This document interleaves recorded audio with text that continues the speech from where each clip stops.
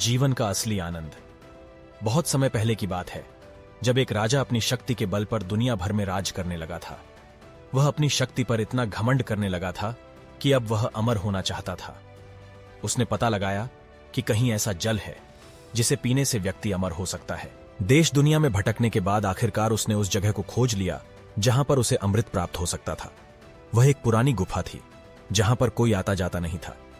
देखने में वह बहुत डरावनी लग रही थी, लेकिन उस राजा ने एक जोर से सांस ली और गुफा में प्रवेश कर गया।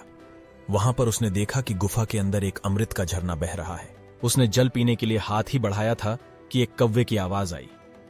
कौवा गुफा के अंदर ही बैठा था। कौवा जोर से बोला, ठहर, रुक जा, यह भूल मत करना। राजा ने कौवे की तरफ देखा। वह बड़ी ही दयनीय अवस्था में था।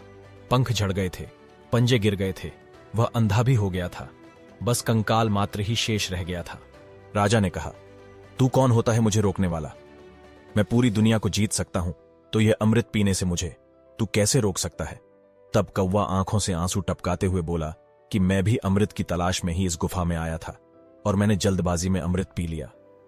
अब मैं कभी मर नहीं सकता, पर अब मैं मरना चाहता हूं, लेकिन मर नहीं सकता। देख लो मेरी हालत।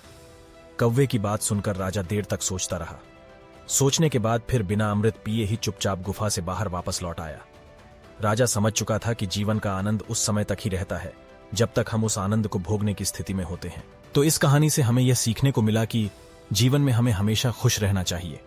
हमें कभी भी खुश रहने के लिए बड़ी सफलता या समय का इंतजार नहीं करना चाहिए, क्योंकि समय के साथ हम बूढ़े होते जाते हैं और फिर अपने जीवन का असली आनंद नहीं उठा पाते हैं।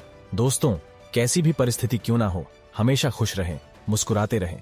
अगर आप अभी खुश नहीं हैं, तो कमेंट में आई एम हैप्पी लिखें। देखना आपके चेहरे पर एक स्माइल आएगी और वो स्माइल आपकी खुशी की वजह बनेगी।